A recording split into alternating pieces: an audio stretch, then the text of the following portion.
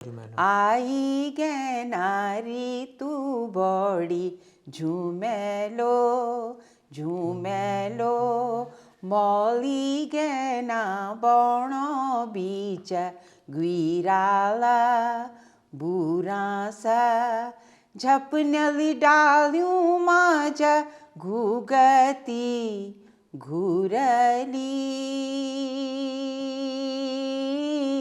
झपनली ओ झपनली डाल्यूं माझ्या घुगती घुरली। नमस्कार दर्शकों, स्वागत है आपका डिटॉक्स विद सूरज नेगी में। आज हम आपको एक ऐसी शख्सियत से मिलाने वाले हैं जिन्होंने अपना जीवन लोक संस्कृति के लिए समर्पित कर दिया। डॉक्टर माधुरी बड़थवाल, कला लोक गायन।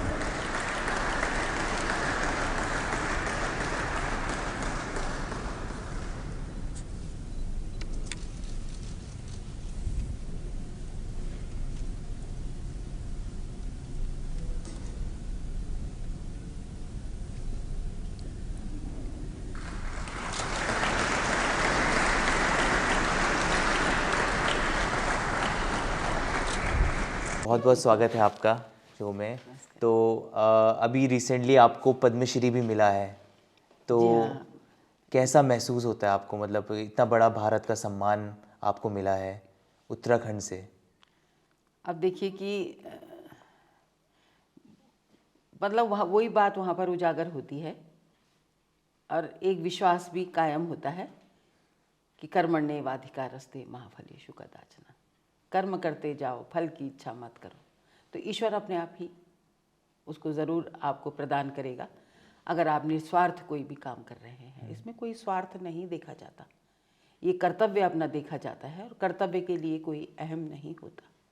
पर मैंने वो वीडियो देखी थी, मतलब जब आपको वो मिल रहा था तो मैंने कई बार वो वीडियो देखी, तो उसमें काफ़ी कॉन्फिडेंट और काफ़ी बोल्ड लगे आप। मतलब एक तरीके से जो आपकी वॉक थी वहाँ पर, जिस तरह आप चल रहे थे, तो उस समय के कैसा महसूस हो रहा था आपको? वो असल में लैंसडाउन में रही ना। हाँ। तो बचपन में तो पूरा उसी सैन्य भाव से ही जीवन मेरा गुजरा। और लैंसडाउन में ऐसी वहाँ की आबो हवा है कि मतलब धरती ही इतनी अच्छी है वहाँ की, देश प्रेम के सिवाय और कुछ दिखता नहीं। और पूरा परिवार, एक परिवार की तरह हम लैंसडाउन में रहे। कभी मतलब हमने ये सोचा नहीं कि ये कौन है। अगर कोई बड़े बुजुर्ग जा रहे हैं तो उनको प्रणाम किया होगा, तो उन्होंने भी 50 बार पूछा होगा तूने खाना खाया? नहीं खाया अभी हैं? ऐसे मतलब ऐसे जैसे अपने बड़े बुजुर्ग पूछते हैं। तो कभी भी मतलब ऐसा नहीं लगा हमें। और दूसरी चीज़ ये है कि जब वहाँ गई तो वही आदत पड़ी हुई थी ना।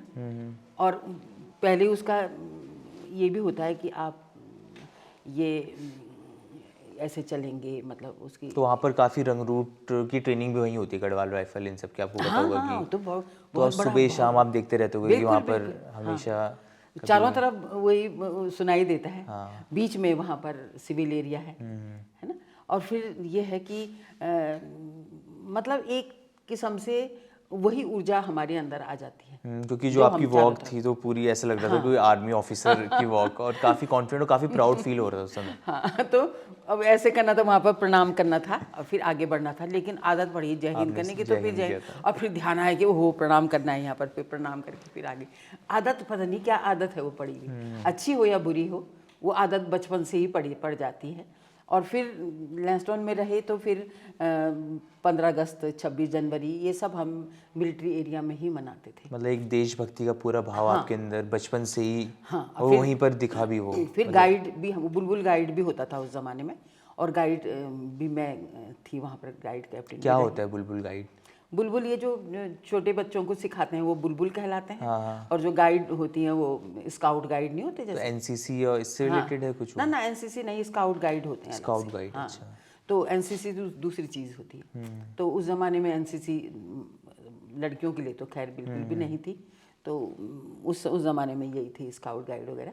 और इसमें भी हमको ऐसे सिखाया जाता था कि बिल्कुल धड़ल्ले से, है ना, और बिल्कुल डरना नहीं, अरे ऐसे रहना। मतलब जंगलों में भी हमारा जो है कैंप लगता था। कुछ स्लोगन भी होता था उनका, जैसे कुछ ऐसे बोलते थे स्लोगन? नहीं, वो तो भारत माता की जय, इसी तरह से जो भी अपने जो कैसे भी, बोलते, थोड़ा आप बताओगे कि कैसे भारत माता की जय, बहुत जोर जोर से, है ना, पूरा हाँ, गूंजता होगा गूंजता था खूब सारा। और क्या उसका नाम, देशभक्ति गीत हम उस समय गाते थे। और फिर जैसे जंगल में जा रहे हैं हम, कोई कैंप लगा हुआ है, तो वहाँ पर क्या होता था, गाइड में ऐसी चीज़ें भी सिखाई जाती हैं कि अगर तुम बिल्कुल बॉर्डर एरिया पे गए हुए हो तो तुमने किस तरह से वहाँ पर रहना है ताकि दूसरे को पता ना लगे कि यहाँ पर कौन रहा। वहाँ से एक एक चीज़ हटा देनी है और फिर मिट्टी को वैसे ही बना देना है जैसे पहले थी, पता ना लगे कि दुश्मन को भी पता ना लगे कि यहाँ पर कौन आया। तो ये स्काउट ट्रेनिंग में होती ये हमको गाइड स्काउट में सिखाते थे। अच्छा। और मार्च पास्ट तो होता ही था, और लीडर भी मैं ही बनती थी उसमें। अच्छा। है ना। तो ऐसे भी था कि जब मैं उस समय बहुत छोटी थी तो 15 अगस्त था, और अभी मैं वो फोटो देखती हूँ तो मेरे को बहुत आश्चर्य होता है, मुझे लगता है कि कैसे रहा होगा, ऐसा दिन भी था क्या। तो उसमें क्या था कि जब 15 अगस्त के दिन जा रहे थे हम लोग, तो मैं वहाँ पर, सब लोग मतलब सारे बच्चे जा रहे थे, आगे टीचर्स थी हमारी, तो ऐसे करके उन्होंने मेरा हाथ पकड़ा और मेरे को आगे करने के लिए कि तू यहाँ पर इधर खड़ी हो। अब जैसे उन्होंने मेरा हाथ पकड़ा तो मुझे बुखार था, बहुत तेज बुखार। अच्छा। और वो शकुंतला शाह बहन जी थी और फिर सोलोमन बहन जी थी, ऐसे ऐसे गुरु थे कि आहा, ईश्वर तुल्य, है ना।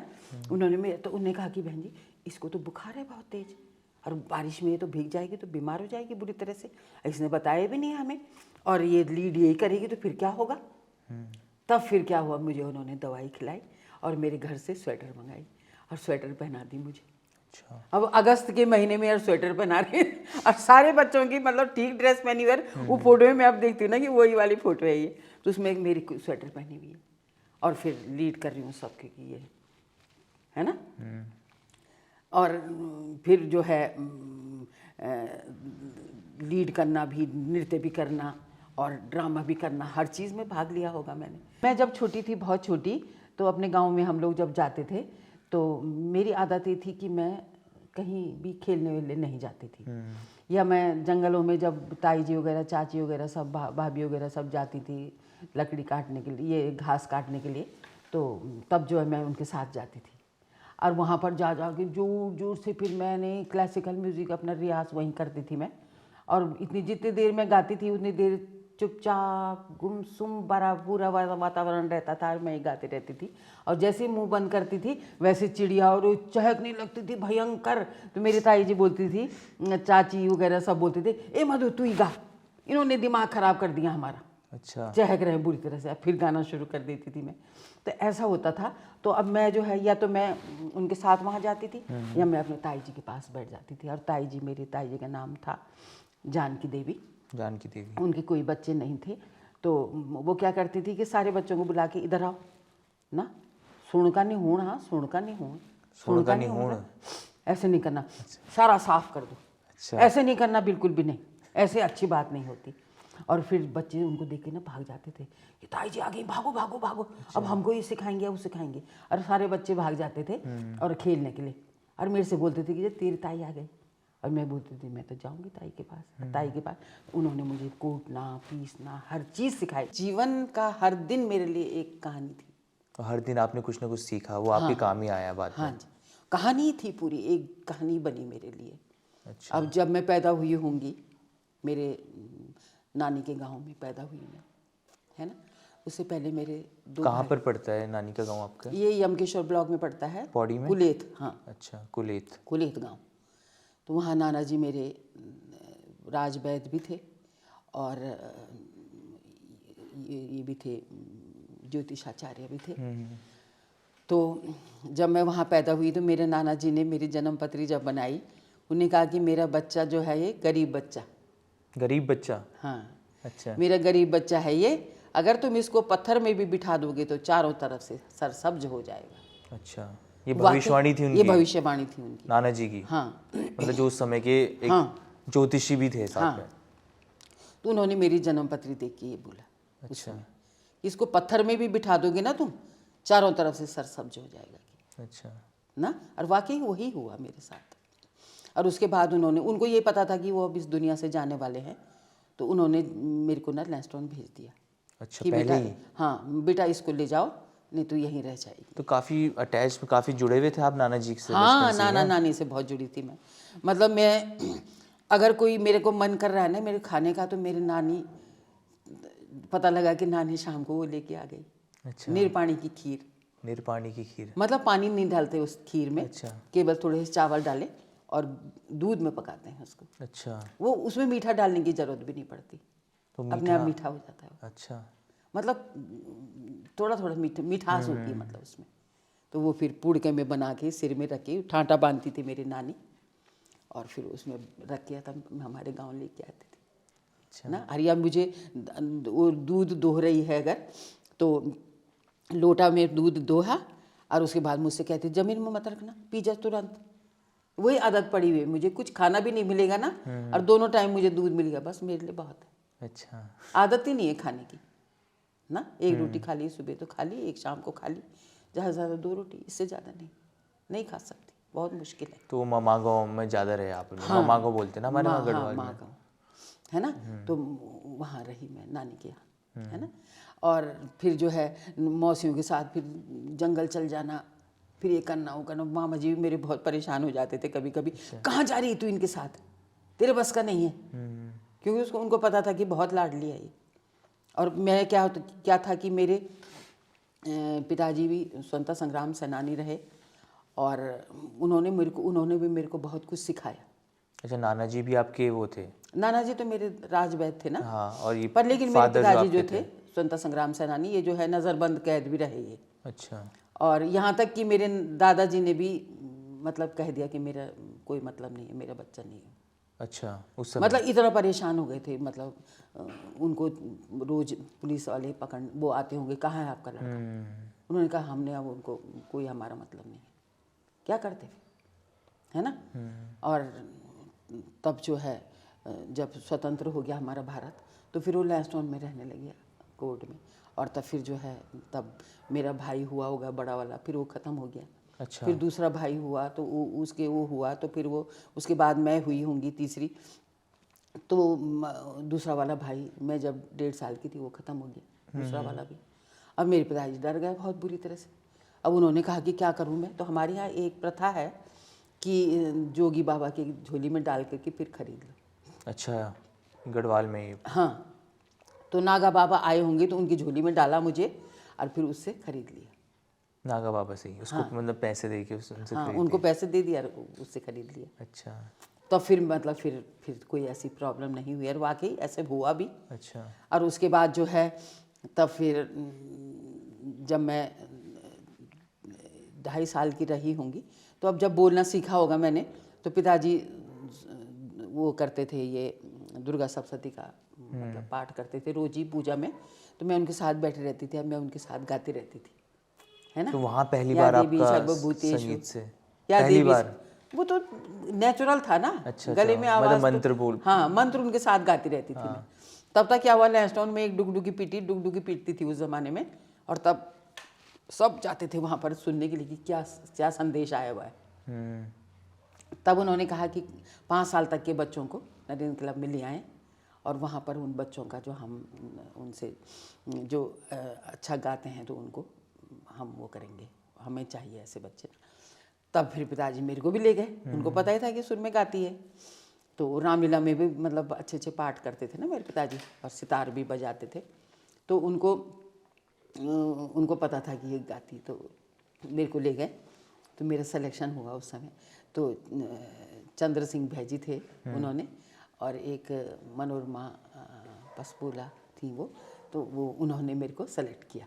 और उसके बाद एक मेरे को सेलेक्ट करा एक माधुरी भदोला थी।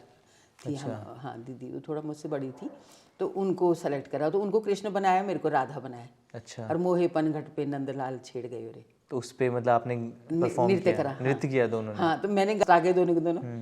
अब उसके बाद जब स्कूल में टीचर्स को पता लगा होगा कि ये बच्चा फर्स्ट आ रखे है, तो वो तो स्कूल में पढ़ती थी, लेकिन मैं तो नहीं पढ़ती थी, तो मेरे को उन्होंने भर्ती कर लिया, और 1 साल उम्र बढ़ा के 3.5 साल लिखे और मेरे को भर्ती कर दिया स्कूल में। अब उसके बाद जो है तब हम जो है तब स्कूल में पढ़ने लगे तो फिर स्कूल में सारा स्कूल का नाम रोशन होना ही था। फिर हम दोनों हर प्रोग्राम में जाते थे और रीजनल रैली, स्टेट रैली जो भी हो रहा है हमारा, और डिस्ट्रिक्ट रैली जो भी है, सब में हम जाते थे और फर्स्ट आते थे। तो मतलब माधुरी निहाल, माधुरी भदौला ये बहुत उस समय खूब था हमारा बोलवाला।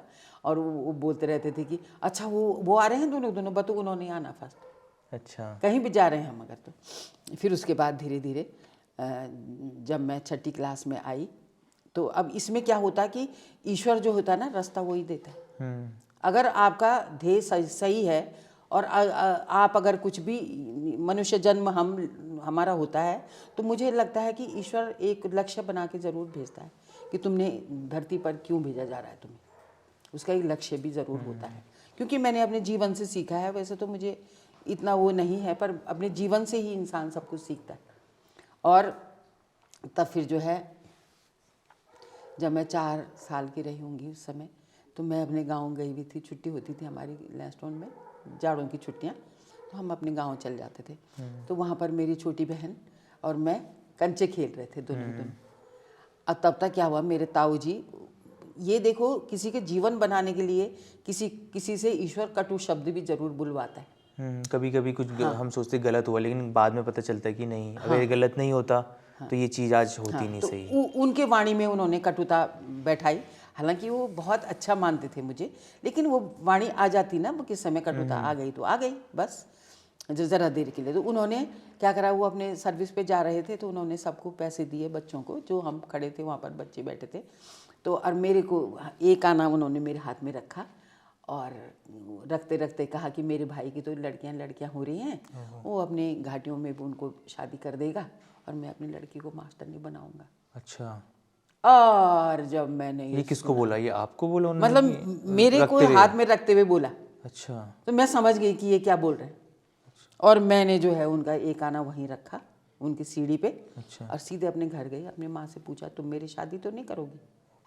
हम मेरी माँ समझ गई कि ये जो है जाने क्या बोला इसको किसी ने, और ये क्यों पूछ रही है मुझसे, 4 साल का बच्चा पूछ रहा है तुम मेरी शादी तो नहीं करोगी? और मेरी माँ ने कहा कि करना क्या चाहती है फिर तो? मैंने कहा मास्टर नहीं बनूंगी मैं। तो कहे मास्टर नहीं बनेगी तो पढ़ना पड़ेगा ना, अगर फेल हो जाएगी तो शादी करूंगी फिर तेरी, है ना, उसके लिए मेहनत करनी पड़ेगी बहुत सारी। मैंने कहा ठीक है, मैं शादी नहीं करूंगी, बिल्कुल नहीं। और उसके बाद जो है हम जब लैंसडाउन चले गए, उसके बाद पढ़ना शुरू, बस स्कूल का काम और इसको सारे बिल्कुल तन मन धन से बिल्कुल समर्पित होकर के। और खेल कूद में भी रहे आप, मतलब पढ़ाई के हाँ, साथ साथ? हाँ, खेल कूद में भी रही मैं। रेसर बहुत अच्छी थी। अच्छा। रेसर, और एक जो है वो जलेबी रेस होती थी हमारे यहाँ। जलेबी उसको कहना, सुई धागा रेस होती थी। अच्छा। सुई में धागा डालना, फट से डाला, रफू बन गए। अच्छा। ऐसे भी था, मतलब निशाना भी बहुत तेज था मेरा, और ये सब है ना। और उसके बाद जो है जब पढ़ाई वढ़ाई खूब हुई तो जब मैं, और फिर डांस वांस में भी सब जगह आ रही थी, फिर नाटक में भी मेरे को लिया, तो उसमें भी कभी सीता बन रही हूँ, कभी ये बन रही हूँ, राधा बन रही हूँ, कभी जो है शकुंतला बन रही हूँ। ऐसे ऐसे बहुत सारे नाटक मैंने उस बचपन में से। तो रामलीला में तो नहीं करा मैंने कुछ नहीं, पर ये है कि स्कूल में खूब सारी चीज़ें। तो बचपन में क्या सोचते थे आप, जैसे अब इतने सारे किस्से सब आपको एक एक करके याद है? हाँ। उस समय ये हुआ, 3 साल में, 4 साल में ये हुआ, तो बस वो मेरे को बस ये है कि एक एक चीज़ मेरे अंदर घूमती रही ना वो। अब मैं जैसे छोटी हूँ, जो 4-5 साल की हूँ मैं, तो मैं जो है वहाँ गई, मेला देखने के लिए गई। अब ये खाने का तो शौक था नहीं, तो अब पिताजी ने मेरे को जलेबी और पकौड़ी अगर एक दोने में ला के दी तो बेटा इसको खा ले। तो मैं जो ये चरखी घूमती रहती, चरखी भी मुझे घूमना अच्छा लगता था। अच्छा। और डरती नहीं थी, बिल्कुल नहीं। और जो है फिर एक बुजुर्ग महिला को ये दिख गई मेरे को, तो उनके पास गई होंगी, दादी जी प्रणाम, आप इसको खा लो। तो बोलती थी बेटा तू खा लेना इसको, मेरे लिए क्यों लाई? मैं आपको नहीं इसलिए लाई, आपको मेरे को गाना सुनाई। अच्छा। गाना सुना दूँ मेरे को कोई, या तो उन्होंने सुनाया होगा कि जिया बेना गीणा जिया ढोल बाजे, झेनंता जिया ढोल बाजे। अब सुनो, ये उस समय सीखा मैंने जब मैं 4-5 साल की थी। अच्छा, उन और दादी वो जी मेरे से। को इस समय याद, पता नहीं वो वहाँ की दूसरी जगह की रहने वाली थी, अच्छा, है ना, तो खेड़ा गांव की। तो खेड़ा कहीं ना गाँव कहीं सब तरीके से सब चीज़ें ऐसी बनी कि आपको हाँ। उसी ओर वो हाँ, आकर्षित करती रही और उसी ओर आप बढ़ते रहे धीरे धीरे करके। तो वो जो है फिर वो खेड़ा गांव की भौंती देवी था उनका नाम। अच्छा, तो ये भी मुझे मतलब धीरे धीरे पता लगा। और हर साल जब मैं जाती थी घेड़ा गांव के भौंती देवी, वो दादी जी कहाँ मिलेंगी ऐसे करके। अच्छा। तो फिर दूसरा गाना सीखा होगा उनसे। ऐसे ऐसे बढ़िया बढ़िया गाने उनसे सीखे मैंने, लोकगीत, कि मेरे को तभी आत्मसात, तभी मेरे को याद हो गए थे, अच्छा, है ना। और उसके बाद जो है जब अपने स्कूल में सब उसमें फर्स्ट आना सब में, अब जब 6ठी क्लास में आई ना, तब मेरे पिताजी ने कहा कि बेटा अब स्टेज पर नहीं जाना और गाना नहीं है, बिल्कुल भी नहीं। अच्छा, क्योंकि अब आप बड़े हो गए हो एक तरीके हाँ, से, मतलब हमारे यहाँ समय। गाना बजाना अच्छा नहीं मानता लड़कियों को। तब कैसा महसूस हुआ? हाँ, मर गई मैं तो। हैं कला हाँ, आपकी खत्म। मेरे को बुखार हो गया बहुत भयंकर, क्योंकि किसी से बोल नहीं पाई इसी अपनी बात। सोच में, हाँ, दिमागी के अंदर। बीमार हो गई बिल्कुल, अधमरी जिसे बोलते हैं काल ज्वर, उस जमाने में बोलते थे काल ज्वर हो गया। काल ज्वर? हाँ, ये तो मरता ही आदमी या उसका कोई इतना खतरनाक अंग बुखार? भंग हो जाता है। ना, इतना खतरनाक बुखार हो गया था आपको हाँ उस हाँ, समय? ऐसा खतरनाक बुखार हो गया। अब जब हमारी जो प्रिंसिपल थी उस समय, तो वो मुरादाबाद की रहने वाली थी, तब उनको जब पता लगा कि उसके पिताजी ने मना कर दिया, तो तब जो है मेरे को उसने कहा कि बेटा क्यों हो रहा है ऐसे तेरे को, घर में देखने आई। और तब पिताजी से कहा कि आप जो है माता सरस्वती का तिरस्कार कर रहे हो। अच्छा, इतना बड़ा वरदान उन्होंने दिया है आपको और आपने इसका मुंह बंद कर दिया। हम तो भुगतेंगे ही, लेकिन आप क्यों भुगत रहे होगी? बच्चे को मारना चाहते हो क्या? तो पिताजी ने कहा कि मैं क्या कर सकता हूँ, मैं समाज से बुराई नहीं ले सकता। समाज से लड़ना मेरे लिए बहुत कठिन है। मेरा हुक्का पानी बंद कर देंगे, मुझे समाज से बहिष्कृत कर देंगे, मैं कैसे कर सकता हूँ ऐसे? हमारे यहाँ अच्छा नहीं मानते लड़कियों के लिए। तब फिर उन्होंने कहा कि इसको आप ऐसे करो कि इसको बाहर ले जाओ और क्लासिकल सिखवाओ, इसे क्लासिकल सिखाने के लिए बाहर ले जाओ, पर बेटा किसी से मत बोलना कि तू कहाँ जा रही। अच्छा। तब मेरे पिताजी ने कहा कि ठीक है, मरता क्या ना करता। तो उन्होंने मेरे को जिंदा तो रखना ही था हर हाल में, तो मेरे को लेके फिर वो बाहर जाते थे और मुझसे बोलते थे कि बेटा किसी से मत बोलना, तो क्यों जा रही है, कहाँ जा रही है। अब जब झूठ नहीं बोलना, एक वो बोलते थे कि झूठ नहीं बोलना चाहिए, एक वो बोलते थे कि तुलसी कर पर कर करो करतर कर न करो, जा दिन करतर कर करो, दा दिन मरण करो। वो बोलते थे किसी के सामने हाथ नहीं पसारना, यूं करो यूं मत करो। ये भी वो मुझे सिखाते थे हर समय। वो बचपन का ही मुझे याद है ये सब चीज़ें। तब फिर उन्होंने कहा कि किसी से झूठ मत बोलना। तो मैंने कहा जब झूठ नहीं बोलना तो मैं कहीं गई नहीं फिर बाहर, अच्छा, फिर आप खेलने भी गई नहीं बाहर? गई, किसी से मिलना ही बंद कर दिया आपने? बस लोगों से किसी से मिलना ही बंद कर दिया। बस स्कूल जाना, स्कूल से घर आना, और कोई मतलब नहीं। और फिर किससे आपका बात जो करना। काल ज्वर था वो सही हुआ? वो तो ठीक हो गया था, वो एकदम से ठीक हो गया होगा? वो ठीक हो गया था। और फिर जब पिताजी ने कहा कि मैं तेरे साथ हूँ, चल क्या करूँगा मैं, मरने से तो अच्छा है नहीं। तब फिर वो जो है, तब मैं, हमारे यहाँ ढैपुर होता है एक जगह, एक कमरे के ऊपर छोटा सा कमरा, अंधेरा कमरा जहाँ सामान रखा जाता है, उसको बोलते हैं ढैपुर पांडा। तो वहाँ मैं सामान के बीच में बैठ करके तो टॉर्च से अपने रियाज भी करती थी और पढ़ती भी थी। अच्छा। सुबह 4 बजे उठ करके रियाज करना, फिर 6 बजे उठ वहाँ से नीचे आना और फिर स्कूल जाना, फिर स्कूल से आना, फिर होमवर्क करना और फिर रियाज करने बैठ जाना, फिर नीचे आना, फिर पढ़ाई करना। ये मेरा रोज़ का रूटीन था। अच्छा। खेलने नहीं गई मैं। ऐसे भी थे कि बोलते थे कहाँ गई वो, आती नहीं, मधु दिखती नहीं है, मधु बोलते हैं मेरे को घर में। तो कहाँ गई, पर मेरी बहनों को भी कोई मतलब नहीं था। मेरे लिए डर भी था, शौक भी था और खौफ भी था। अच्छा। शौक तो इसलिए था कि शौक तो था ही मेरा, लेकिन खौफ भी था, डर भी थी, है ना। कभी मेरे किसी से पता लग जाएगा तो मेरे पिताजी मेरे को नहीं सिखाने के लिए ले जाएंगे, और वहाँ ले जाते थे, बोलते थे बेटा 4 दिन के लिए लाया हूँ तेरे को, 4 दिन की छुट्टी है तेरे को लेके आया हूँ मैं यहाँ, कहाँ ले जाते थे, मतलब कौन से शहर? नजीबाबाद। अच्छा, वहाँ से लैंसडाउन से हाँ, नजीबाबाद। नजीमाबाद।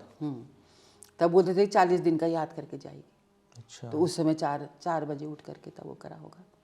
तो कहीं ना कहीं जो आपकी मैडम थी मुरादाबाद से, हाँ, मैं तो ईश्वर का एक देवदूत ही मानती हूँ उनको, जो मेरे जीवन में जिन्होंने काम, फरिश्ते की तरह वो हाँ, आपकी फरिश्ते की जिंदगी तरह में वो आए। मेरे लिए आए, है ना।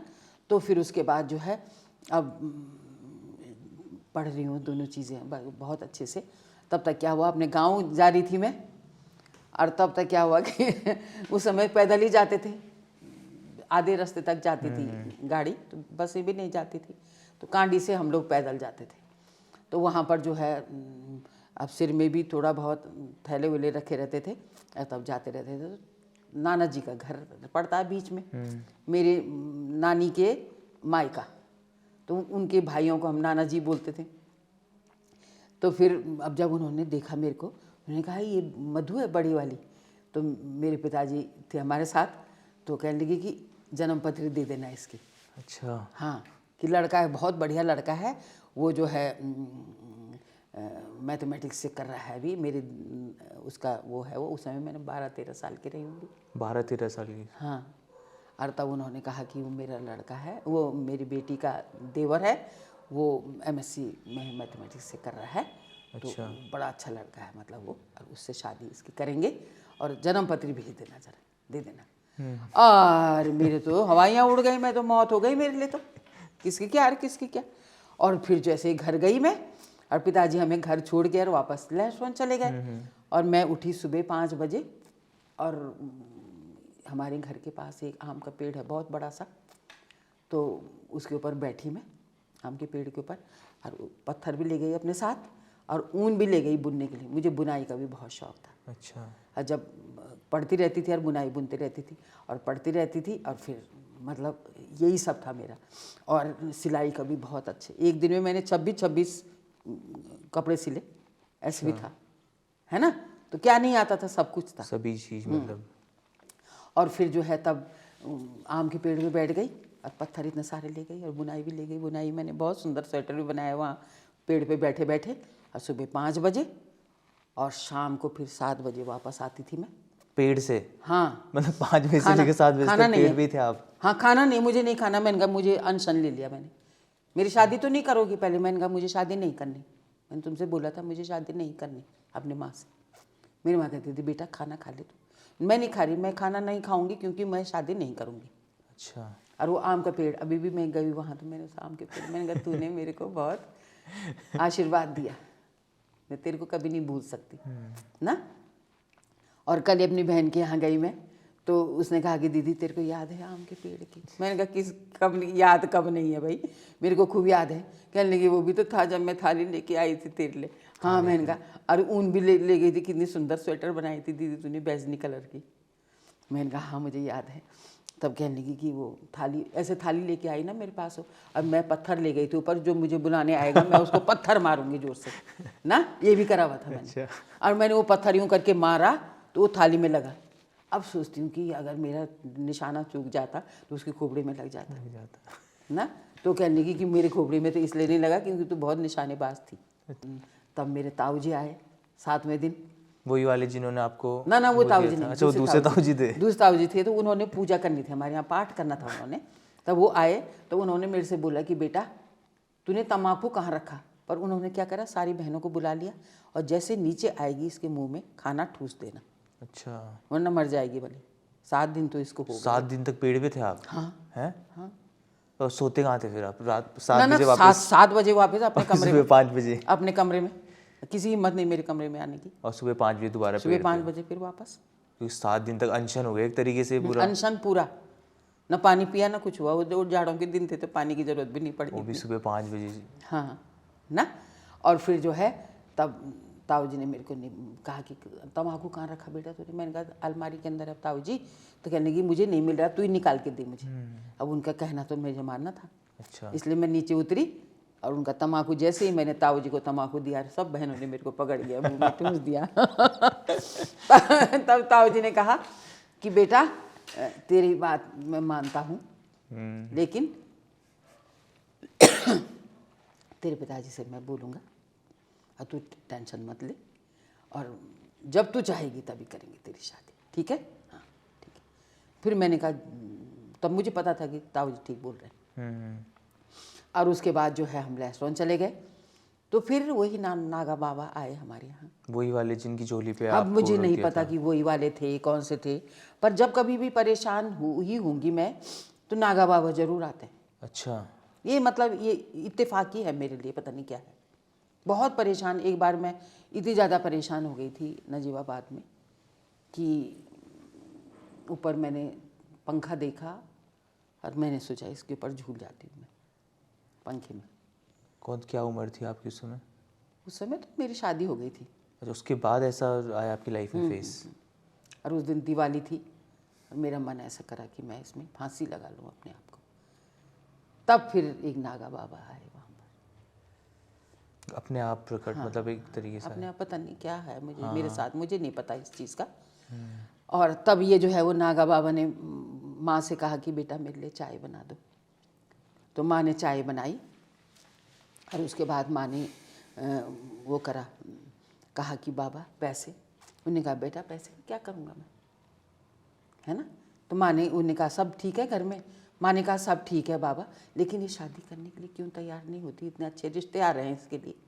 तो उन्होंने कहा कि नहीं, शादी वादी जब होनी होगी तब हो जाएगी, पर इसके साथ ज़बरदस्ती मत करना। अच्छा। वरना संन्यास ले लेगी तुम्हारे, सब रह जाएगा ऐसे ही ना। अब मेरे माता पिता को भी बांध दिया उन्होंने। वो भी एक फरिश्ते की तरह आया आपकी लाइफ। हाँ, मतलब कितनी चमत्कार की बात सही बात है ना। फिर जो है, फिर उन्होंने जो है, फिर माँ ने क्या बोलना था, तब फिर जो है पढ़ती रही। और जैसे हाई स्कूल करा मैंने, तो मैंने 6th ईयर कर लिया था क्लासिकल म्यूज़िक में। अब 6th ईयर कर लिया तो वहाँ भी फॉर्म भरते समय पिताजी ने उम्र बढ़ा दी होगी, है ना। और उसके बाद जो है अपनी ही स्कूल में, पहले यहाँ लगी मेरी राजमाता इंटर कॉलेज टिहरी में। अच्छा। लेकिन वहाँ मैंने केवल ज्वाइन करा, वहाँ सर्विस नहीं करी मैंने। तो और वहाँ से सीधे फिर मेरा ट्रांसफ़र लैंसडॉन हुआ। अब लैंसडॉन तो हुआ, पर यह है कि अब जब एक फ्रॉक पहनने वाली लड़कियाँ साड़ी पहनने के जा रही है स्कूल, तो सारे लोग ऐसे देख अचंभे में, इसको क्या हो गया मधु भाई, इनकी हर रोज़ ड्रामा ही हो रहा है क्या, या स्कूल की ड्रेस बदल गई है कि साड़ी पहन के कहाँ जा रही है ये। क्योंकि उन्होंने आपको बचपन से देखा है उस तरीके से, तो एकदम ये साड़ी पहन के कहाँ जा रही है कल की मधु। तब तक किसी ने बताया कि मास्टरनी बन गई वो। अच्छा। मास्टरनी हाई स्कूल के बाद कोई मास्टरनी बनता है कि, ऐसे कैसे हो सकता है मास्टरनी बन गई। नहीं, गाने बजाने की मास्टरनी। गाना बजाना भी कोई विषय होता है क्या? ने कहा हाँ विषय होता है, तभी तो बन गई मास्टरनी वो। और तब तो तहलका मच गया पूरे उस समय तो बहुत बड़ी बात होती थी हाँ, मास्टर नहीं बनना। और वो भी गाने बजाने की मास्टरनी। बताया सबको कि गाना बजाना विषय होता है। और तब उन्होंने कहा होगा कि बेटा हमारे बच्चों को भी पढ़ा, हमारे बच्चों को भी ये गाने बजाने का मास्टरनी बनाने के लिए पढ़ा दे विषय ना। तो हज़ारों बच्चों को पढ़ाया होगा मैंने। ये जो मिलिट्री एरिया है, तो वहाँ परेड ग्राउंड, लैंसडॉन में परेड ग्राउंड, तो वहाँ पर जो है परेड ग्राउंड में मैं सारे बच्चों को, 300 बच्चों को नृत्य कराना शुरू करा एक साथ। हाँ। अच्छा। अब उसके बाद जो है वहाँ उनको सारे दिन भर करा रहे नृत्य। तो कृष्णा व्यास जब आई तो उन्होंने, अब इसमें क्या हुआ कि ये जो है जैसे हाथ हैं, तो अगर यहाँ तक स्वेटर पहना हुआ है तो इसके आगे जो हाथ हैं वो काले हो गए, ये मुंह सारा काला हो गया। और क्योंकि धूप से जल के, और उनको सिखा रही हूँ, और फिर दूसरे उनको ग्रुप को भेजा, दूसरा ग्रुप आ गया, ऐसे ऐसे करके। तो उन्होंने फिर मेरे को खींच के वहाँ से सीधे उसके नीचे ले आती थी, यहाँ इसके नीचे रहो ना, कि छाया में रहो। वहाँ पर अपना सारे बदन जला दिया अपना, इधर बैठ, इधर हो, यहाँ से सीखा। ऐसी थी वो मेरे लिए, है ना। और उसके बाद जो है तब एक दिन क्या हुआ, उन्होंने मेरे को बुलाया अपने रूम में। मैंने कहा जी, कहने लगी यहाँ पर इसमें सिग्नेचर कर दे। मैंने कहा जी सिग्नेचर किस चीज़, क्या है? मैंने कहा पढ़ ले। फिर मैंने पढ़ा उसको, तो उसमें आकाशवाणी नजियाबाद के लिए फॉर्म भरा हुआ था उन्होंने आपके लिए फॉर्म भरा हुआ था? हाँ। अच्छा। एक पोस्ट थी अखिल भारतीय स्तर की, एक पोस्ट, और उसके लिए उन्होंने मेरा फॉर्म भरा, कहा सिग्नेचर कर इसमें। मैंने कहा दीदी सिग्नेचर बिना पिताजी से पूछे कैसे करूँगी, वो मुझे नहीं जाने देंगे वहाँ। तेरा दिमाग खराब हो गया? मैं तेरे से बोलूँ ना कर इसमें सिग्नेचर, तेरे को करना पड़ेगा, तेरे पिताजी से मैं बात करूँगी, चल। मैं करी अपनी कसम दे दूँ तेरे को, और अपनी कसम दे दी अपनी कसम दे दी। हाँ, और फिर मैंने सिग्नेचर कर दी उसमें, और मेरे जो है दम निकलने लगा। मेरे भगवान क्या होगा, तुमने भगवान जी मेरे को कैसे उलझन में फंसा दिया। क्योंकि तब से ही मैं दुर्गा सप्तशती भी करती थी पाठ ना, तो वो भी मेरे को, मैं माँ से ही बोलती थी जो भी मेरे को परेशानी हुई होगी तो, और किससे बोलना था मुझे। तो फिर जो है मैंने कहा भगवान तुमने मेरे पे ना कितना बड़ा ये वो कर दिया। मैंने कहा मैं झूठ कैसे बोलूँगी पिताजी से, पिताजी कितना गुस्सा होंगे कि तूने बिना मुझे पूछे सिग्नेचर कर दिए, तूने जो है अप्लाई कर दिया। अब मैंने कहा तू जाने तेरा काम जाना, यथा योग्यम तथा कुरु। मैंने कहा बस उसको पढ़ते पढ़ते और अपराध सहस्त्राणी क्रियंते ये बस ये सब पढ़ के, और उसके बाद जब नजेबाद मैं अपनी छोटी बहनों को एग्ज़ाम दिलाने के लिए ले गई, तो पिताजी भी गए हमारे साथ, मैं भी गई, सब गए हम। और वहाँ से जब लौट रहे थे हम, तो ट्रेन बीच में ट्रेन ने जाना था, और उस तरफ हम जब बस में वो ट्रेन में जा रहे थे, तो सामने ट्रेन के सामने दिखा आकाशवाणी नजीबाबाद। पिताजी ने पढ़ा उसको, मधु तेरे लिए नहीं है यहाँ कोई पोस्ट की। अब मेरे काटो तो खून नहीं, अब कैसे बोलूँ कि मैंने अप्लाई कर दिया। मैंने कहा पिताजी एक पोस्ट है यहाँ, तो कहने लगी तू अप्लाई कर दे उसके लिए। अच्छा। और उन्होंने ये कहा अब मैं कैसे बोलूँगी मैंने पहले अप्लाई कर दिया, और धक धक धक धक मेरे को बस कान, अभी प्राण निकले, अभी प्राण निकले। तब तक क्या हुआ, ट्रेन की आवाज़, ट्रेन की सायरन बज गया उसका ना। हाँ। और आई गई बात हो गई, बस। उन्होंने फिर दोबारा नहीं पूछा कि तूने कर दिया अप्लाई या नहीं करा। उन्होंने कर मुझे से बोला कि अप्लाई कर उसके लिए। ये तो पूरा एकदम फिल्म में नहीं दिखाते जैसे सीन में कई बार, वैसे ही लग रहा है पूरा। और मैं जो है मैंने कि भगवान तुमने मुझे बचा लिया ना। और उसके बाद जो है तब फिर हमारा तो बताया आपने पिताजी को उस समय? मैंने यही बोला ना कि मैंने कुछ तो ना बोला, तब तक तो सायरन बज गया, उसने बता दिया सब। अच्छा। कुछ पूछने की जरूरत ही नहीं पड़ी, उन्होंने मुझे ऑर्डर दे दिया, बस अप्लाई कर ले, अच्छा, खत्म बात। और आपने साइन अब पहले कर चुके क्यों थे। बोलना था मैंने झूठ मैंने झूठ बोलने का समय नहीं मिला ना मुझे। सही बात। अब उसके बाद जब मेरा इंटरव्यू का वो आया, तो उस समय मैं हाँ कोटद्वार में थी उस समय में, और पिताजी जो है चिट्ठी लेके आए मेरे पास, कहने लगे चल लखनऊ। और मैं लखनऊ चली गई। अब वहाँ क्या हुआ कि वहाँ चाचा जी लगते थे हमारे, चंद्रमोहन सिंह नेगी, वो थे वहाँ पर, मंत्री थे वो हमारे गांव के थे ना। तो तब जो है उनके घर में हम लोग ठहरे। चाचा जी बोल रहे हैं पिताजी से, भाई साहब कितने ऊंचे ख्वाब देख रही है, काहे के लिए तुम इसके चक्कर में पड़े हो। अखिल भारतीय स्तर का है, एक से एक धुरंधर आएंगे उसमें, अरे एक पोस्ट है ना, और आपने भी बस इसका कहना मान लिया, और बस आप वो कर लिया ना, काहे के लिए बल इतने ऊंचे ख्वाब दिखा रहे हो। पिताजी ने कहा देख उसको थोड़ा सा अकल भी आएगी, वो एक टेस्ट देना भी उसको आएगा, उसके जीवन में जाने कितने टेस्ट देने पड़ते हैं, वो टेस्ट देना भी उसको आएगा। तो ऐसे हमने डरना क्यों है, इसलिए कर सकते हैं भाई, जब म्यूज़िक में कराया उसने तो कर सकती है वो, कोई बात ही नहीं है। और उसके बाद जो है जब हम खाना खाने के लिए बैठे तो चाचा जी ने मुझसे कहा कि तुझे राग भी आते हैं। मैंने कहा हाँ जी। तब कहने लगी कि जरा मालकौंस राग सुना मुझे। तो मैंने मालकौंस राग सुनाया, मालकौंस राग। अच्छा। तो मैंने सुनाया उनको। तब फिर मैंने बोला कि मतलब राग जो है, तब उसके बाद उन्होंने कहा कि अरे रे बहुत बढ़िया, तो चल अब जा जा जा तू कर सकती, तेरे को वो है बेस्ट ऑफ लक, है ना। उन्होंने फिर SK शर्मा थे वो, तो उन्होंने पूछा मुझसे कि अच्छा बताइए कोई लोकगीत गाइए वहाँ का। आहा मेरे को तो वही याद आ गया फिर, जिया वो नागेना जिया ढोल। थोड़ा सा आप सुनाओगे? वो जो मैंने शुरू में सुनाया। अच्छा, जो स्टार्टिंग में सुनाया था। हाँ वो सुनाया मैंने। वो जो आपने दादी से सुना था। हाँ वो अब आपने वहाँ सुनाया। हाँ। अच्छा। तब फिर मैंने उनको, तब उन्होंने कहा कि कौन से राग में, उसमें संगीतज्ञ भी थे उसमें भाई, कौन से राग में। फिर मैंने बताया कि राग भूपाली में। उन्होंने फिर वो राग भी सुना, फिर दूसरा लोकगीत सुना, फिर ऐसे ऐसे बहुत सारे लोकगीत सुने उन्होंने।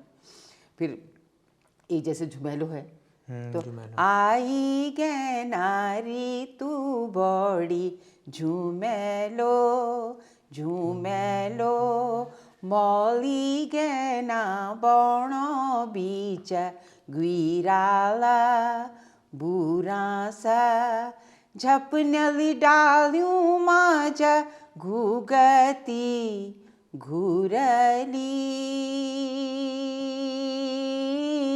झपनली ओ झपनली डाल्यूं माज घुगती घुरली गैरी गैरी गदन्यों मा मेलवड़ी बासली आई गैनारी तू बौड़ी झूमेलो झूमेलो। ऐसे क्या बात है ना? तो मैं खो गया था उसमें पूरा, आपकी आवाज में मतलब ना। हाँ, तो जादू ये सा हमारे है। लोकगीत। तो झुमेलो ऐसा लोकगीत है हमारे यहाँ का कि संयोग श्रृंगार और वियोग श्रृंगार दोनों ही है इसमें। शायद दुनिया भर में ऐसा कोई लोकगीत नहीं होगा जिसमें संयोग भी है और वियोग भी। तो क्या कि हुआ ये मतलब संयोग वियोग? एक श्रृंगार रस होता है ना, हाँ 9 रस होते हैं, उसमें एक श्रृंगार रस श्रृंगार होता है। रस होता है। तो श्रृंगार रस में ऐसा होता है कि 2 प्रकार का होता है, या तो वियोगी होगा या तो संयोगी होगा। पर ये ऐसा लोकगीत है इसमें संयोग भी है वियोग भी है, दोनों ही है इसमें। पूरा श्रृंगार रस। वो ऐसे गांव की महिला है एक, और वो जो है सारा काम उसी ने करना है। पति उसका बॉर्डर पे है, बच्चे भी उसने संभालने हैं, गाय भैंस भी उसने देखनी है, सब कुछ करना है उसने। तो उसको मायके की याद भी आ रही है, और वो जो जंगल में घास काट रही है।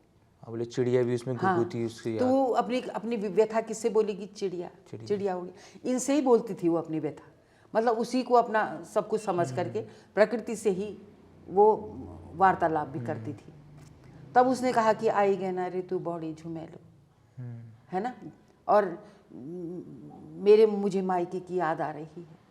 अगर मेरे मायके में कोई होता तो मुझे ज़रूर बुलाता। उसको रोना आ जाता है, लेकिन अगर रोती ही रहेगी तो काम कौन करेगा उसके बदले का? तब बोलती कि झूम ही लो, कोई बात नहीं, झूम ही लो। झूम ही लो मतलब श्रृंगार रस, मतलब संयोग श्रृंगार रस। कोई बात नहीं, अब क्या करूँ मैं?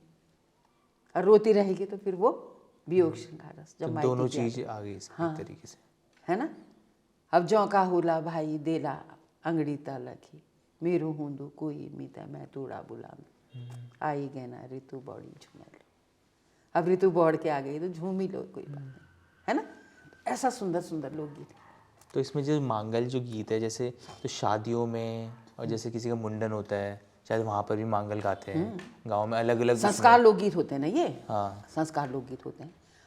और तब कह रही कि मतलब तब सिलेक्शन को मेरा हो गया वहाँ पर, और उसके बाद जो है फिर हज़ारों कलाकारों को लाई होंगे। गांव में जाने का शौक़ था, तो शौक़ भी था। और फिर अपने जो है जितने भी कलाकार, नए कलाकार लाई होंगी, घर घर गई होंगी। अगर कोई घूंघट में भी है तो उसको बाहर निकाला होगा, क्योंकि खुद सामने हूँ, इसलिए उन्होंने परिवार वालों ने भी भेज दिया, अरे दीदी के साथ जाओ। तो आज भी सब दीदी ही बोलते हैं वहाँ पर। अभी भी नजियाबाद जाऊँगी तो मेरा नजियाबाद ऐसा हो गया, पूरा घर एक जैसे एक घर होता है। अच्छा, बहुत बहुत अच्छे लोग हैं वहाँ, तो एक पहचान भी मिली आपको, है ना। उससे। हाँ, आकाशवाणी नगीना, से। धामपुर, नजीबाबाद, बिजनौर, ये सारा इतना बढ़िया है कि क्या बताऊँ। मतलब वहाँ पर मैं जाती हूँ ना तो मुझे ऐसा लगता है कि मैं अपने घर आई हूँ। अच्छा, और वो लोग भी जो है इतना प्यार करते हैं कि दीदी दीदी दीदी दीदी के नाम से आपको वहाँ हाँ, पे सब। दीदी के नाम सब जानते हैं। अच्छा दीदी ले जा रही है तो जाओ जाओ जाओ दीदी के साथ। ऐसे तो पूरा कार्यकाल कितने समय का रहा आपका? मेरा वहाँ रहा 32 साल का, 32 साल, लगभग 32 साल रहा, और 10 साल यहाँ। 10 साल यहाँ। तो 2010 में आप मतलब नजीमाबाद से रिटायर हो गए थे? हाँ, 2010 में। तो 2010 में रिटायरमेंट के बाद जैसे कई लोग सोचते हैं कि अब आराम करना है, अब हो चुका है, मतलब रिटायरमेंट के बाद आराम की ज़िंदगी जीनी है। उसके बाद फिर आपकी दूसरी इनिंग। नजियाबाद में जो है ना, आदत तो मेरी 4 बजे उठने की वही पड़ी हुई है, उसको मैं बदल भी नहीं सकती। तो 9 बजे मैं ऑफिस जाती थी और रात के 11-12 बजे तक। अच्छा, तो अगर अपना संगीत का काम तो मैंने करा ही, लेकिन उसके अलावा जो है नाटक भी करे, नाटक लिखे भी, गीत भी लिखे, क्या नहीं करा, क्या नहीं करा। वहीं नजीमाबाद में ही, मतलब साइड पर। सब कुछ है ना। तो सारे सेक्शन संभाले, क्या कृषि जगत, क्या बाल मंडल, क्या महिला जगत, क्या सब कुछ, क्या युवाणी, हर चीज़ मैंने और उस ज़माने में मोनो रिकॉर्डिंग होती थी। नाटक बना रही हूँ, ऐसा ऐसा धरोहर कार्यक्रम बनाया, 406 एपिसोड हैं उसके। एक ही बार रिकॉर्डिंग होती थी, सारे साजिंदों की भी और सबकी। और कुछ गलत हो गया अगर बीच में? गलत हो गया तो फिर दोबारा करो। अच्छा, स्टार्टिंग से, शुरू से? हाँ, एडिटिंग वेडिटिंग खुद करती थी, ऐसे नहीं कि मैं किसको बुला रही हूँ, खुद ही सब चीज़। और उस ज़माने में मोनो रिकॉर्डिंग होती थी। नाटक बना रही हूँ, ऐसा ऐसा धरोहर कार्यक्रम बनाया, 406 एपिसोड हैं उसके। तो मोनो पहले मैं रिकॉर्डिंग सोची थी 200 कुछ इस एपिसोड है, लेकिन जब मैंने देखा उनको पूरे याद करके मैंने लिखे, तब मुझे लगा कि 406 एपिसोड थे उसके। और मोनो रिकॉर्डिंग आप बोल रहे हो, तो ये क्या चीज़ है मोनो रिकॉर्डिंग? मतलब एक वो होता था, अब तो ट्रैक रिकॉर्डिंग का एक किसी की रिकॉर्डिंग कभी कर लो, किसी की रिकॉर्डिंग कभी कर लो। अगर किसी गलत कर दिया तो वहाँ से वहाँ चिपका दो, कट पेस्ट, है ना। उस ज़माने में तो एक ही बार रिकॉर्डिंग होती थी, सारे साजिंदों की भी और सबकी। और कुछ गलत हो गया अगर बीच में? गलत हो गया तो फिर दोबारा करो। अच्छा, स्टार्टिंग से, शुरू से? हाँ, ऐसा होता था। और फिर उनकी रिकॉर्डिंग करी, और फिर उनको जो है, पर उनको डांटा भी होगा अपना स्वभाव बदल करके। मेरा ब्लड प्रेशर हाई भी रहने लगा, क्योंकि डांटना भी ज़रूरी था। तुम गलत उच्चारण कर रहे हो। अब जो देहरादून में रहने वाले हैं, उनके तो उच्चारण सब सही गलत थे। धौली है तो धौली का हम धौली बोल दिया तो उसका अर्थ फर्क हो जाएगा, तो वो गलत है। आवाज़ अच्छी है लेकिन उच्चारण गलत है ना। डाली है तो डाली बोलना पड़ेगा, डाली नहीं बोलेंगे। डाली मने डलिया, और डाली मने वृक्ष। धौली मने श्वेत, गंगा जी। और धौली बोल दिया तो घास हो गया। ऐसे ही शब्दों का जो है ल बोलना जरूरी है ना। कोहलो धौली का किनारा, घुंघरालो जूंगो वालो बैख, विहोलो चौड़ी छाती वालो, विहोलो चौड़ी छाती वालो, मले था को भंडारी बैखा। ये मलेथा के उनके लिए, ये जो है माधव सिंह भंडारी। माधव सिंह भंडारी। तो कौन होगा धौली के किनारे, मतलब गंगा जी के किनारे कौन ऐसा वीर जवान कौन बैठा हुआ है, ये कि माधव सिंह भंडारी है। वही है माधव सिंह भंडारी, चौड़ी छाती वाला जवान। अगर हम बोलेंगे कोहलो धौली का किनारा, घुंघरालो जो, ये तो फिर वो अर्थ फर्क हो जाएगा जी। धौली मने घास, घास के किनारे कौन बैठा है, कोई भी हो, कोई भी बैठा होगा, कोई भी बैठा होगा, ऐसा है ना। तो फिर उसमें जो है दूसरे को सिखाने के लिए अपना स्वभाव भी बदलना पड़ता है ना। तो ऐसे हज़ारों कलाकारों को आगे बढ़ाया होगा, हज़ारों किलोमीटर गांव-गांव में पैदल गई होंगी, और तब वहाँ से उनको करा होगा। जब वहाँ से रिटायर होके आई तो काम करने की आदत पड़ी हुई है, तो खाली कैसे बैठ सकता है। सबसे बड़ी सजा है मेरे लिए खाली बैठना, और खाना खाना मेरे बस का नहीं है। खाना और सोना मेरे लिए बहुत कठिन है ना। उसके बाद क्या महसूस हुआ आप? यहाँ पर जो है, जब एक शादी में आई मैं, तो मैंने देखा शादी में जा कर के कि वहाँ पर ऊट पटांग लोग गीतों में वो लोग नृत्य कर रहे हैं। तो मैंने सोचा पूरा जीवन मैंने इसके लिए स्वाहा कर दिया, अपनी संस्कृति बचाने के लिए। और जहाँ घर है मेरा, जहाँ मेरा उत्तराखंड है, यहाँ तो सुनपट हो रखी है। यहाँ किसी को पता ही नहीं है कि क्या है हमारी पहचान, क्योंकि सब विलुप्त हो चुका, विलुप्ति के कगार में चला गया ना। और मेरा एक सूत्री कार्यक्रम था, इसलिए मैंने दूसरी जगह देखा ही नहीं, वो एक ही सूत्र को वो रही। लेकिन जब यहाँ देखा उत्तर मिलने के लिए, तो निरुत्तर हो गई, है ना। तब मैंने देखा कि ओहो, यहाँ पर तो बहुत ही खतरनाक स्थिति हो रखी है। इनको यही नहीं पता कि शुभ और अशुभ क्या होता है। अशुभ गाने इसमें बजा रहे हैं, है ना। तब फिर जो है, फिर मैंने जो है, फिर एक जगह और भी गई थी मैं, किसी विश्वविद्यालय में, वहाँ हो रही थी कोई गोष्ठी। तो वहाँ पर मेरी गुरु माँ तिग्मांशु धूलिया की माँ जी, अच्छा, सुमित्रा धूलिया जी, वो भी शायद संस्कृत की टीचर रह चुकी है। मेरे गुरु रही लैंसडाउन में ना। अच्छा। उन्होंने मेरे को जिंदा रखा नाटक के द्वारा। हाँ, वो भी लैंसडाउन में ही। तो नाटक उन्होंने मेरे को नाटक में भाग करवाया, बहुत सारे नाटक उन्होंने मेरे को सिखाए। तो वो इत्तेफाक से इतने सालों बाद वहाँ पर मुझे मिली वो। अच्छा। और मैंने उनके पैर छुए। उसके बाद मुझे ऐसा लगा कि मेरे को ईश्वर के दर्शन हो गए। और उसके बाद मैं उनके तो उन्होंने कहा यहीं बैठे मेरे पास। तो उन्होंने मेरे को अपने पास बैठाया। तब तक वहाँ पर जिन्होंने वो कार्यक्रम शुरू वो करा हुआ था, तो उन्होंने महिलाएं जो सामने बैठी हुई थी, कॉलेज के जो बच्चे थे उनके परिवार वाले, तो उनसे उन्होंने बोला कि आपके यहाँ भी कुछ लोकगीत वगैरह होते हैं? तो उन्होंने कहा कि हमारे यहाँ कुछ नहीं होता। अच्छा। ये भगवान, अब कितना बड़ा मेरे लिए, कितना बड़ा मेरे को तमाचा लगा होगा। आप सामने हो यहाँ पर। हाँ, उसके बाद मुझे इतना गुस्सा आया ना, तो उन्होंने मेरा हाथ पकड़ लिया, अभी तेरी बारी जब आएगी तब बोलना, तो अभी मत बोल, गुस्सा मत कर ना। और उसके बाद जो है फिर मेरे को बुलाया उन्होंने स्टेज पर। तो मैंने कहा सबसे पहले तो मैं इनके लिए बोलूँगी, ये जो यहाँ पर बैठी हुई हैं, कि ये उस धरती पर ऐसे पुण्य धरती पर ये ऐसे अल्फाज क्यों इस्तेमाल कर रही हैं? हमारे यहाँ कुछ नहीं होता। संगीत, आपको पता है संगीत कहाँ से पैदा हुआ? हमारे यहाँ से, है ना? और तुम बोल रहे हो हमारे यहाँ कुछ नहीं होता। हमारी पहचान है हमारी, इसलिए तो मैंने कहा तुम्हारी पहचान मिट चुकी है। ये तो देसी बोलो या पहाड़ी बोलो, हमारे यहाँ कुछ नहीं होता। क्या मतलब? मैंने कहा इस चीज़ का हमारे यहाँ कुछ नहीं हूँ। बहुत बढ़िया है। तब मैंने उनको बताया कि आज जो आपके यहाँ ये गरबा महोत्सव हो रहा है, ये गरबा के मूल में भी चौंपला लोक नृत्य। तब उन्होंने कहा कैसे? मैंने कहा मैं बताती हूँ कि पहले ज़माने में जो है माता पार्वती और भगवान शंकर का वहाँ था वास, कैलाश पर्वत। तो वहाँ पर जो भी राजकुमारियाँ होती थी, उनको मैंने कहा पुरुष वर्ग के पास शिक्षा ग्रहण करने के लिए नहीं भेजा जाता था। वो किसके पास आती थी? माता पार्वती के पास। तो वही मैंने कहा उनको कला में भी हर चीज़ में निपुण करती थी। तो वहाँ पर वो चौंप लगाती थी, मैंने कहा अपना लोकगीत। और वही चौंपला जब मैंने कहा आम समाज ने देखा माता का लोकगीत, चारों तरफ से प्रफुल्लित ऐसा लोकगीत होता है।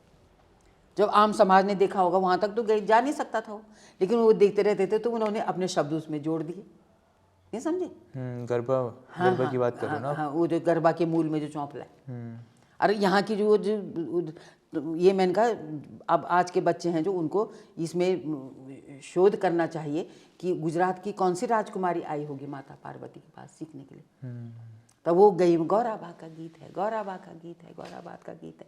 गौराबा के निमित्त होता है मैंने कहा वो गरबा, और ये गौराबा का खुद है लोकगीत। गौरा माँ खुद करती थी इसमें नृत्य, इसलिए फिर ये गरबा इसमें बना। तो उसमें घोर अंध्यारी रे गौड़ चढ़े माँ आवे तारे द्वार, अम्बे मारी रे गौड़ चढ़े माँ आवे नौ सवार, राजा की भगवानी ब के की डाली होली। अच्छा, यहीं से आपने यही है, बता दिया। यही रिदम है। वो केवल रिदम साथ में ले गए। उनके पास शब्द भी नहीं थे, उनके पास धुन भी नहीं थी। गरबा, गौराबा का गीत है, गौराबा का गीत है, गरबा हो गया तो, है ना? ऐसे बहुत सारे लोकगीत हैं। फिल्म वालों ने हमारी धुनों में फिल्म गीत बनाए हुए। कितनी अच्छी बात है। कहाँ से कहाँ वो संस्कृति चली गई, और जिनके वो लोकगीत है वो भूल गए उसको। तो जैसे आगे की पीढ़ी के लिए ये, जैसे ये चीज़ तो आपको पता है, लेकिन जो आगे की पीढ़ी उन तक कैसे पहुँचेगी? उन तक ऐसे पहुंचेगी कि उनको सीखना चाहिए, पहले अपनी भाषा सीखनी चाहिए, और फिर उसके लोकगीत तो सीखना ही चाहिए। इसके लिए कोई किताब या कोई किताबें भी हैं मेरी। मैंने जो है वैसे तो मेरी जो है PhD भी इसी में है, गढ़वाली लोकगीतों में राग रागनियाँ। अच्छा, ये सब्जेक्ट था मेरा कि राग रागनियाँ बाद में बनी, लोकगीत पहले है। मूल लोकगीत ही है ना? उसको विधिवत सजा करके, उसको विधिवत उसको नियमबद्ध करके उसका राग का नाम रख दिया। तो आपने लेकिन मूल में लोकगीत, थीसिस लिखी है इस पे, मतलब पूरी PhD? पूरी PhD गढ़वाली लोकगीतों में राग रागनियाँ। ये किताबें मेरी छपी हुई है। अच्छा, और एक मैंने मांगल लोकगीत की किताब छापी, अच्छा, है ना?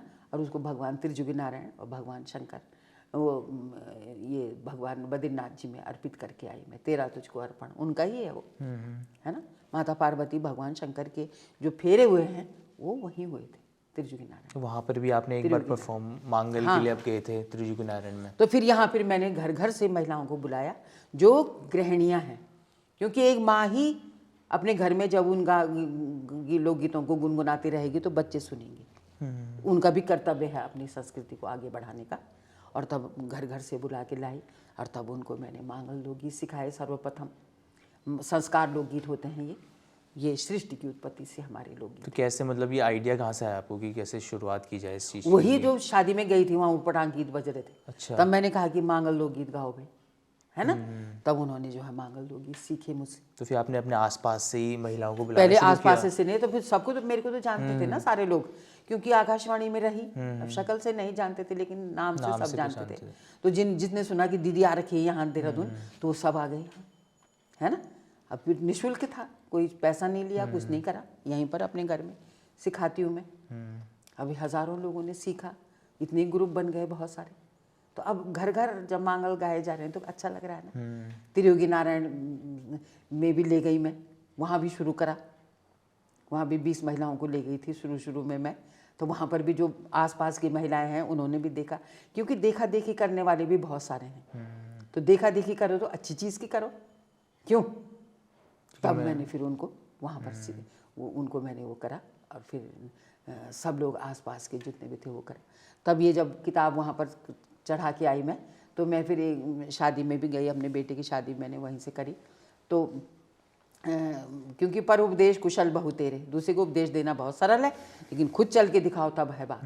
तो मैं जब अपने बेटे की शादी वहाँ करी तो मुझे इतना अच्छा लगा कि जो मेरी कल्पना थी वो पूरी साकार हो गई।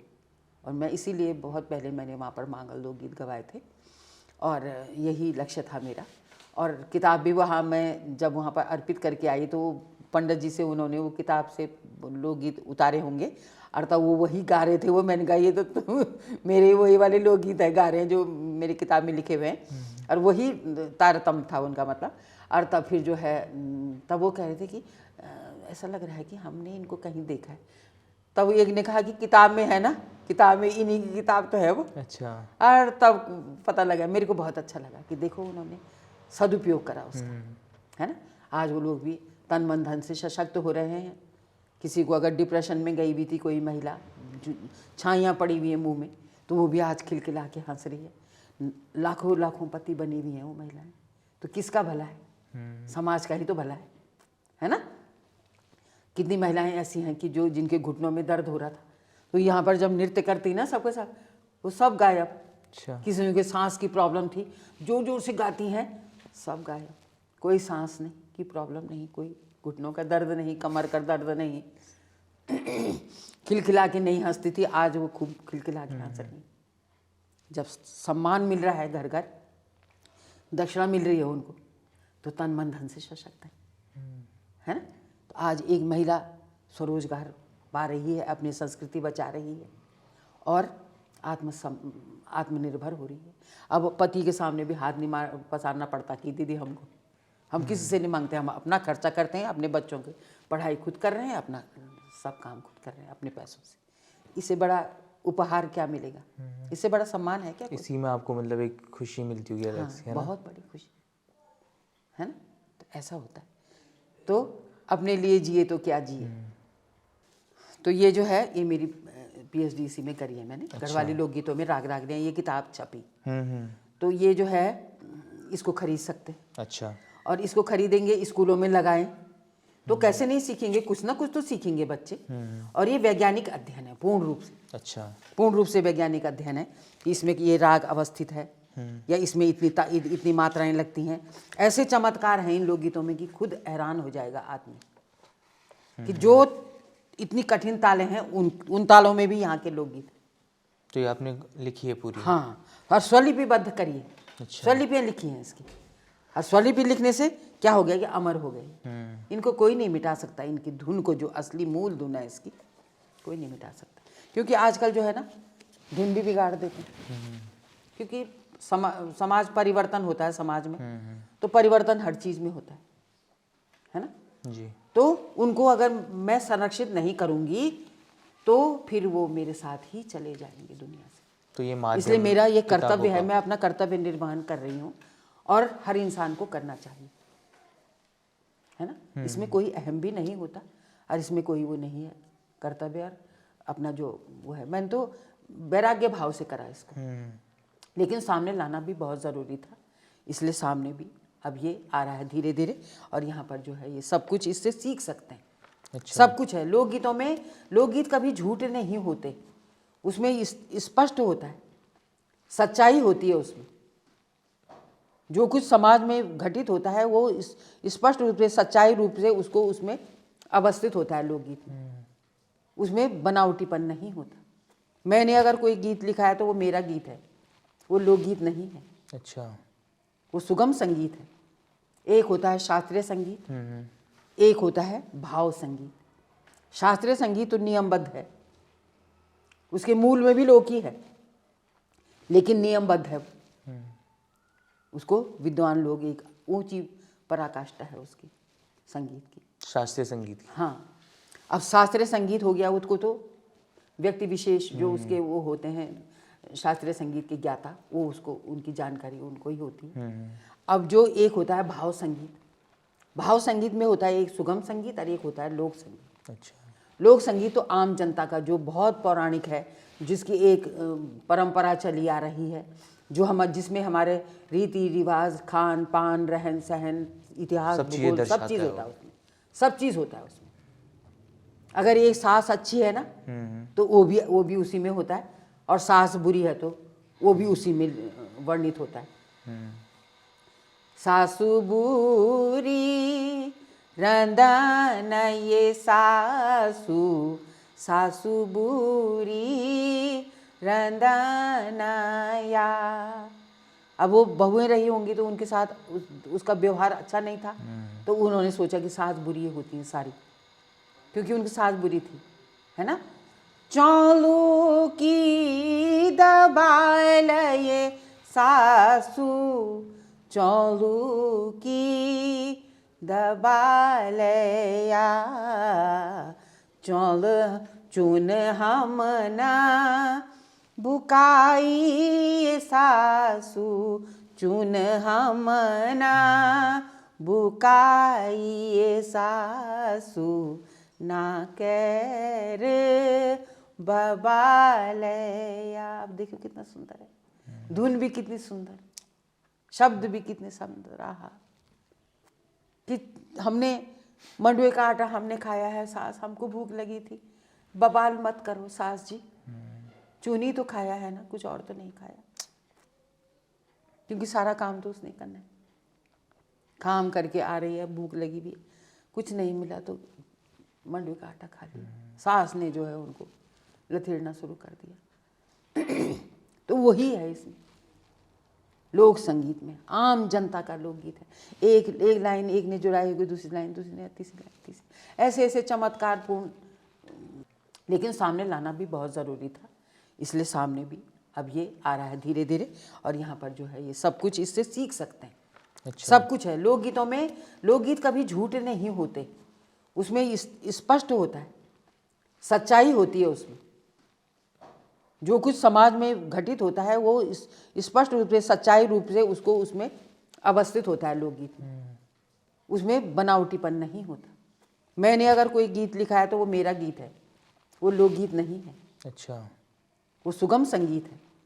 एक होता है शास्त्रीय संगीत, एक होता है भाव संगीत।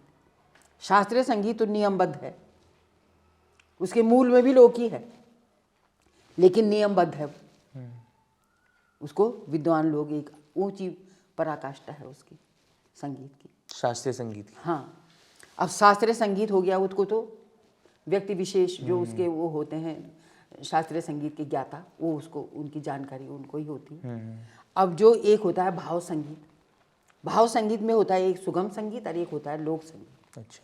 लोक संगीत तो आम जनता का जो बहुत पौराणिक है, जिसकी एक परंपरा चली आ रही है, जो जिसमें हमारे रीति रिवाज, खान पान, रहन सहन, इतिहास, भूगोल सब चीज़ होता है उसमें। सब चीज़ होता है उसमें। अगर एक सास अच्छी है ना तो वो भी उसी में होता है, और सास बुरी है तो वो भी उसी में वर्णित होता है। सासु बुरी रंदन ये सासु, सासू बुरी रंदनाया। अब वो बहुएं रही होंगी तो उनके साथ उसका व्यवहार अच्छा नहीं था, तो उन्होंने सोचा कि सास बुरी होती हैं सारी, क्योंकि उनकी सास बुरी थी, है ना। चौलू की दबाल ये सासू, चौलू की दबालया, चौल चुन हमना बुकाई सासू, चुन हमना बुकाई सासू, ना कैर बबालया। आप देखो कितना सुंदर है, धुन भी कितनी सुंदर, शब्द भी कितने सुंदर। आहा, कि हमने मंडुए का आटा हमने खाया है, सास हमको भूख लगी थी, बबाल मत करो सास जी, चूनी तो खाया है ना, कुछ और तो नहीं खाया, क्योंकि सारा काम तो उसने करना है। काम करके आ रही है, भूख लगी भी, कुछ नहीं मिला तो मंडुए का आटा खा लिया। सास ने जो है उनको लथेड़ना शुरू कर दिया। तो वही है इसमें लोक संगीत में, आम जनता का लोकगीत है। एक लाइन एक ने जुड़ाई होगी, दूसरी लाइन दूसरी ने, तीसरी लाइन तीसरी, ऐसे ऐसे चमत्कारपूर्ण उनके शब्द होते थे कि दूसरा आदमी देख के खिलखिलाता था। और पूरी रात भर ये लोकगीत हमारे चलते थे इन्हीं दिनों में, जिन दिनों काम कम होता है खेतों में ना। तो लेकिन सब भूल गए। विलुप्त क्यों होते जा रहे हैं? विलुप्त तो इसलिए हुई, कभी करा ही नहीं। अब सब पलायन भी हुआ, फिर विकास के चक्कर में इधर उधर भाग गए, है ना, पैसे कमाने के चक्कर में भाग गए। अरे भाई घर में भी कर सकते हैं, क्यों। अब मैं तो अपने गांव में जाती, रिटायरमेंट के बाद मैंने सोचा था वहीं जाऊंगी और अपने वहीं संगीत साधना केंद्र खोलूंगी, और वहीं अपने खेतों में भी मैं खुद जो पहले नहीं कर पाई वो करूंगी ना। लेकिन उसकी सोची कुछ और थी ऊपर वाले की। उसने बोला तो यहाँ रहे, यहाँ तो देखने रही तो क्या होगा। अब यहाँ से अगर किसी ने मॉडर्न बनना सीखा है तो अपनी संस्कृति को भी जोड़ना यहीं से सीखेगा। सही बात। तो फिर मैंने यहीं सिखाना शुरू करा, और आज यहीं की बदौलत पूरे विश्व में हमारा लोक संगीत, मांगल लोकगीत विशेष रूप से अब हर जगह हो रहे हैं। मैं बाहर देश भी गई होंगी तो मैंने वहाँ भी हमने सिखाए लोकगीत। वो बाहर के बच्चे लोग भी खूब हमारे लोकगीतों में नृत्य करते हैं और गाते हैं खुद। अभी आप कोरिया गए थे, कहाँ गए थे? साउथ कोरिया गई थी मैं। गए थे। तो कई जगह विदेशी भी मिलते रहते हैं मुझे, तो वो सीखते हैं, फिर उसके बाद डांस भी करना शुरू कर देते हैं मेरे साथ, है ना। तो कितना अच्छा लगता है, कितनी मतलब कितना अपनत्व है इन लोकगीतों में। मैंने अपना गीत लिखा। अब जो सुगम संगीत हो गया तो सुगम संगीत में लोक संगीत और एक गीत भजन गजल, है ना। तो उसमें सुगम संगीत हो गया, गीत भजन गजल, और लोक संगीत हो गया आम, जो हमारी संस्कृति है जिसमें। वो मेरा गीत नहीं है, वो सबका है, व्यक्ति विशेष का नहीं होता, वो किसी का कॉपीराइट नहीं हो सकता उस पर। अच्छा। और जो सुगम संगीत है अगर किसी की रचना है तो उसका कॉपीराइट है, कॉपीराइट तो हुआ, है ना। गीत भजन गजल फिल्मी गाने ये सब सुगम संगीत है। अब सुगम संगीत के दोनों हाथ में लड्डू है, इधर शास्त्रीय संगीत से ले लेता है धुन, इधर वो लोक संगीत से ले लेता है धुन, तो उसके मजे तो वही है। अब उसका बोलबाला है, लेकिन लोक को भी तो बचाओ भाई, क्यों। शास्त्रीय संगीत को भी बचाओ, लोक को भी बचाओ, क्यों। इसमें सीखो कुछ, तो ये सीखने वाली बात है। और फिर ये जो है, फिर मैंने मांगल लोकगीति किताब, ये मांगल लोकगीति किताब है, और इसमें पूरी सृष्टि की उत्पत्ति से पूरे मांगल हैं, और इसमें उनको बहुत कुछ सीखने को मिलेगा। अच्छा। तो ये मांगल, तो ये अवेलेबल है मतलब हाँ, ऑनलाइन? हाँ, ये ऑनलाइन तो नहीं है, हाँ, पर ये मिल जाएगी मतलब। अच्छा। है ना। तो इसमें जो है ये वाली किताब, इसमें जो सबसे बड़ी चीज़ है कि ये लिपिबद्ध करे हुए मैंने, स्वरलिपिबद्ध। अच्छा। तो ये अमर हो गए, अमर हो गए, है ना। अब इसमें जो है कितने बढ़िया बढ़िया लोकगीत हैं ये, है ना। और पूरे मतलब पूरे गढ़वाल के लोकगीत हैं इसमें। अच्छा। पूरे चमोली गढ़वाल से लेकर के पौड़ी और यहाँ सब जगह ये सारे लोकगीत। तो ये किन किन अवसरों पे गाए जाते हैं लोग ये सब पूरे संस्कार लोकगीत हैं, जन्म से लेकर आखिर तक। जैसे आजकल तुम ज्यादातर वही सुनते डीजे में अब ये है ना, ये है ना कि शादी में, अभी शादी में शुरू हुए हैं, तो अब उनको धीरे धीरे एक साथ तो सब कुछ नहीं खिला सकते, धीरे धीरे उनको शौक होगा। और किन किन अवसरों पे ये मांगल हो सकता है? मतलब उसी समय से जय था पूरी माज क्या बाजो बनाई, कुंती को पुतर जल्म्यो यो बाजो बनाई। अरे ये है कितना सुंदर कि कुंती, जब माता कुंती का पुत्र हुआ होगा तो उस समय ये गाया जा रहा है। अच्छा, है ना। तो इस तरह से बहुत सारे हमारे मांगल लोकगीत हैं। और ये जन्म से लेकर के ना, आज किसका जन्म है कि राजा जनक के यहाँ श्री राम का जन्म हुआ है, और सिर्फ शुभ अवसरों पे ही गाया जाता है ये हमेशा। संस्कार लोकगीत हैं, संस्कार लोग, है ना। जन्म संस्कार से लेके जब से वो ये जो होता है, मतलब जब से वो माँ के गर्भ में आया होगा तब से ही शुरू है। अच्छा, है ना। तो इसमें वो भी है कि जब वो ये छोटा बच्चा जब उसको जनेऊ धारण करवाया होगा तो वो सब है उसमें, सब है वो मंडन संस्कार, हर संस्कार। अभी विवाह संस्कार शुरू हुआ है, कोई नामकरण में भी बुला लेता है। अब भाई कर्तव्य तो सबको निभाना पड़ेगा, सबको बुलाना पड़ेगा उनको। क्यों? अगर तुम अच्छा चाहते हो तो, है ना। तो अब उसमें मंगल कामनाएं होती हैं, वो तुम्हारे लिए बहुत अच्छा है। जो वेदवाणी जो ये जो है विष्णु, ये जो ब्रह्मा जी के रूप में उनको माना जाता है, पंडित जी को, तो उनके साथ मंगलेरियाँ भी उसी सम्मान से बुलाई जाती हैं, उनको आमंत्रित किया जाता है। और वही जो वो अपनी भाषा में, संस्कृत में वहाँ पर उच्चारण करते हैं मंत्रों का, उसी को लोक भाषा में मांगल में गाया जाता है ना।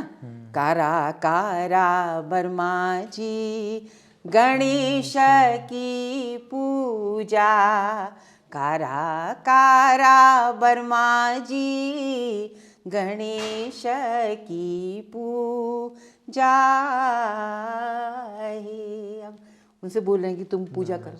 केला बर्मा जी गणेश बण्यूं च, तब वो बोलते हैं कि गाय के गोबर से बना है, गाय का गोबर ला गणेश बण्यूं च। उसमें सवाल जवाब भी होता है मंगलेरियर ये पंडित जी के बीच में।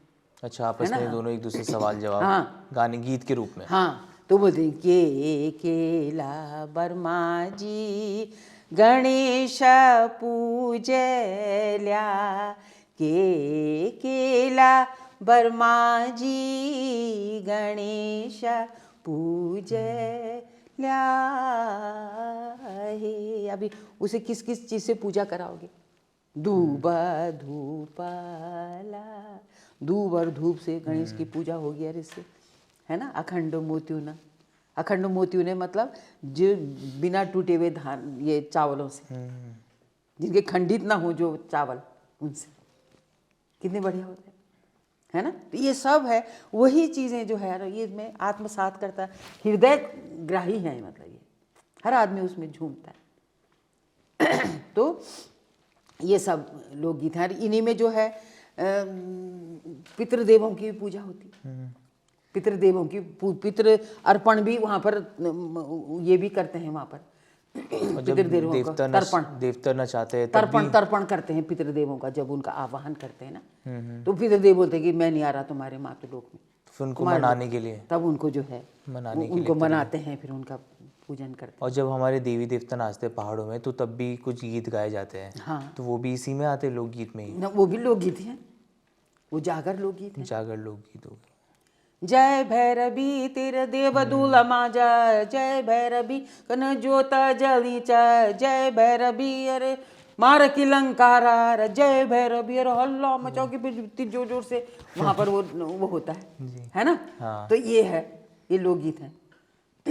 और तो रहा दूर सलाम वालेकुम, सलाम वालेकुम, तेरी वाबीबी फातिमा, सलाम वालेकुम, सलाम वालेकुम, तेरी उर्वला खंडी चूरा, सलाम वालेकुम, सलाम वालेकुम। अभी इतना बढ़िया ये सैद वाली है हमारे यहाँ की। अच्छा, ये हमारे वहीं की है, सलाम वालेकुम। हाँ, अब ये देखो कितनी चमत्कार बात। ये कभी, ये देखो, ये लुप्ती तो है, ये पता ही विलुप्ति नहीं। है एक तरीके से। तो अभी क्या इच्छा होती है आपकी, मतलब अभी जैसे कि क्या सारी होना चीज मैं तो चाहिए? इच्छा क्या करनी, मैं तो जब इन महिलाओं को सिखाने के लिए सिखाया, और उसके बाद इनको स्टेज पर, क्योंकि शुरू शुरू में डरते थे स्टेज में जाने के लिए भी, तो तब इनके साथ खुद ही जाना पड़ता था। और अब तो खैर उस्ताद हो गए सबके सब। तो अब जो है फिर जैसे पहला ग्रुप जो होता है, जो पहली बार जा रहा है, उसके साथ चल जाती हूँ मैं। और रिकॉर्डेड फॉर्म में भी मिलते हैं हमें ये लोकगीत? नहीं, यानी अभी सुनने रिकॉर्डेड के लिए? फॉर्म में उतना शुद्ध नहीं है, अच्छा उतना शुद्ध नहीं है किसी के पास। तो ये जो है रिकॉर्डेड फॉर्म में भी करना चाहूँगी इसको अच्छा, मैं। जो किताब है हाँ, उसको रिकॉर्डेड तो इसको, हाँ, इसको क्योंकि शास्त्रीय ज्ञान से बड़ा होता है व्यवहारिक ज्ञान, प्रैक्टिकल नॉलेज देना बहुत ज़रूरी है। वो प्रैक्टिकल नॉलेज ही मैं इनको दे रही हूँ, और स्कूल में जाके दे रही हूँ मैं अब। अच्छा, और स्कूलों में विश्वविद्यालयों में जहाँ भी मेरे को मिलता है मौका, मैं वहाँ जाती हूँ, देश विदेश में सब जगह। अच्छा मेरठ कॉलेज में, अभी रामनगर में भी गई थी, वहाँ बच्चों ने भी बहुत अच्छा करा। 3 दिन में ही इतना बहुत अच्छा सीख गए बच्चे। अच्छे हैं भैया आजकल के, सीख जाते हैं, सब जगह सीख जाते हैं। और फिर जो है तब ये अब ये जो लोकगीत हैं ये तभी होंगे जब हम इनको वो करेंगे। और जब महिलाओं के साथ मैं इधर उधर जाने लगी तो फिर अब ऊपर वाला तो बहुत उसकी, वो तो बहुत तगड़ी है ना, क्यों डोर खींच देता है जब वो। अब हम कठपुतली तो है हम यहाँ, अब कठपुतली को जब वो ज़्यादा ही हो गया होगी कठपुतली, तो उन्होंने कहा डोर खींचो, तो अब लॉकडाउन लग गया। अरे हाँ लॉकडाउन लग गया फिर।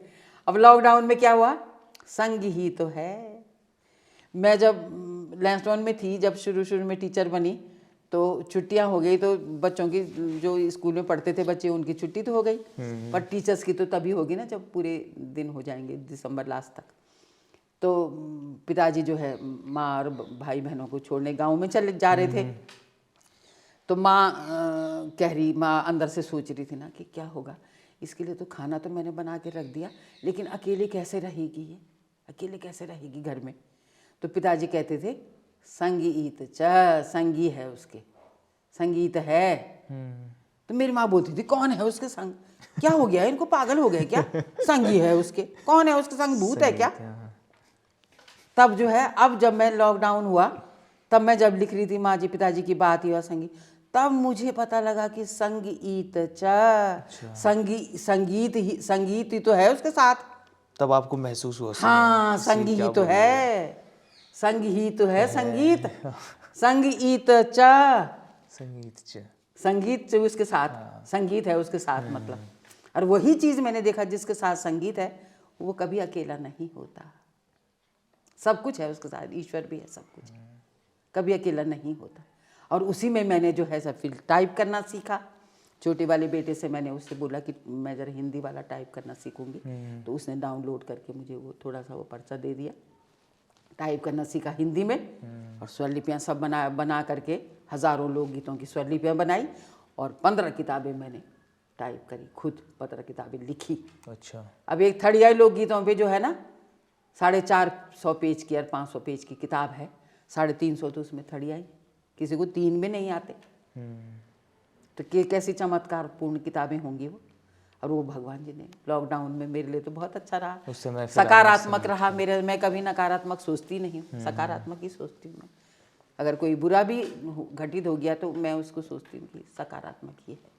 अब ऐसी विडम्बनाएं मेरे साथ हुई, पूरे जीवन भर झंझावाती तो झेली बहुत सारी, लेकिन झेलने उसने सिखाया है ना। तो मानो तो मैं गंगा माँ हूँ, ना मानो तो बहता पानी, कुछ नहीं जाता है ना। तो और सीखी भी उसी से, गंगा माँ से, प्रकृति से ही सीखता है इंसान। वो गंगा माँ भी ऐसी है कि वो वहाँ से गौमुख से निकल कर के गंगा सागर तक गई, कभी मुड़ के पीछे देखा उसने, नहीं देखा। कितनी भी उसके साथ भी कितना दुर्व्यवहार हुआ होगा, लेकिन गंदा है चाहे संदा है, जो सबको बाहर ले जाओ। कोई बूंद अगर वाष्प बन के उसके मायके गिरती होगी तो किसी को क्या पता है गंगा कहाँ पर है। तो वही इंसान भी वहीं से सीखता है। मैंने तो सीखा है उनसे, बहुत कुछ सीखती हूँ मैं। अब आप सिखा रहे हो आगे। हाँ, तब मैं इनको सब सिखा रही हूँ, सब चीज़, गायन वादन नृत्य तीनों चीज़ें सिखाती हूँ मैं इनको। और फिर ढोल दमाव भी बजाती हूँ महिलाएं। भाई कला तो कला है, उसमें क्या है। अब ब्यूटी पार्लर भी तो लोगों ने खोले हुए हैं, वो भी तो कला है। उसमें क्यों बोलना कि ये पुरुष प्रधान है, ये महिला प्रधान है, इसमें कुछ नहीं होता। माँ सब कुछ कर सकती है, माँ एक वॉशरूम भी साफ करती है, उस समय क्यों नहीं बोलते उसको कि तुम्हारा काम नहीं है ये। वो सब कुछ कर सकती है माँ, इसलिए सब कुछ सीखेगी और वो सीखती है। और बजाते हैं, बहुत बढ़िया बजाते हैं, मुझे बहुत अच्छा लगता है ना। तो यही है हमारा बहुत बहुत धन्यवाद आपका। जीवन का लक्ष्य, और वो धीरे धीरे जी हो रहा है उजागर। नहीं, मुझे बहुत अच्छा लगा कि जो आपने लोकगीत और लोक संगीत को इतने स्पष्ट शब्दों में समझाया, इतने सरल शब्दों में समझाया, जिससे और आपकी जो मतलब मनोकामना है और जिस मुहिम पे आप लगे हो, मतलब वो हम युवाओं को भी एक वो दे रहा है, एक मार्गदर्शन दे रहा है कि हमें अपने लोक संगीत, अपनी जड़ों से जुड़ना चाहिए, वही हमारे आगे काम आती है। तो जाते जाते एक गीत हो जाए। गीत जो है, अब क्या बोलूँ, बहुत अच्छे अच्छे लोकगीत हैं। जैसे ये है, छो छम छकाछम तारा बूंदा चटपट सबों की मथुरा ले तुमा रे बोले झम। छो छम छका छम तारा बूंदा चटपट सबों की मथुरा रे तुमा रे बोले झम। बाजी जालू डंक मथुरा, बाजी जालू डंक झम। ऊंचा कैलास जान मथुरा, वकीली जोला शंख झम। क्या बात। छो छम छका छम तारा बूंदा चटपट सबों की मथुरा रे तुमा रे बोले झम। बहुत बहुत धन्यवाद। क्या मुझे लगा इसमें बॉलीवुड गाना भी बना हुआ कोई, हाँ, है ना। बना हुआ। छाई छम कुछ एक वहीं से लिया गया है।